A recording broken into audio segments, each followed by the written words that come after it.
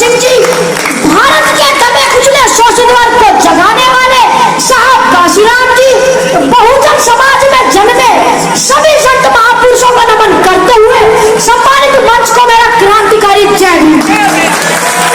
साथियों, आज 14 अप्रैल बाबा साहब के जन्म दिवस की आप सभी को हार्दिक शुभकामनाएं देता हूँ, आप सभी का आभार व्यक्त करता हूँ, हार्दिक अभिनंदन स्वागत करता हूँ। आज के दिन मैं उन लोगों के बारे में कुछ कहना चाहता हूँ जिनकी औकात चार पहाड़ी पर बैठने की नहीं थी, आज वो बड़े बड़े पदों पर बैठकर कह रहे हैं कि बाबा साहब ने हमारे लिए किया ही क्या है। मैं उन लोगों को बता देना चाहता हूँ कि बात 26 नवंबर 1949 की है।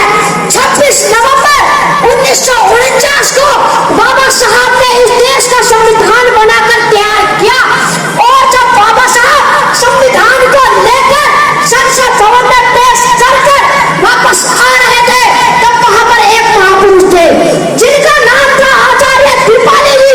आचार्य कृपाली जी ने पूछा, अरे अम्बेडकर, आज आप इतने खुशनजर क्यों आ रहे हो? तब बाबा साहब ने जवाब देते हुए कहा कि आचार्य जी, आज से पहले इस देश में राजा रानी की कोख से पैदा होते थे, मगर आज मैंने रानी की कोख का ऐसा ऑपरेशन किया है कि आज के बाद राजा रानी की कोख से नहीं बल्कि मीडियम और टाइम पेपर से हो गए वो राजा बनाने का काम किया बाबा साहब ने आपको।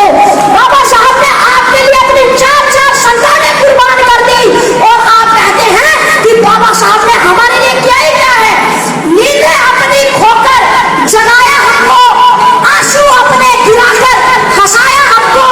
ऐ मेरे दोस्त, मत भूल उस महान को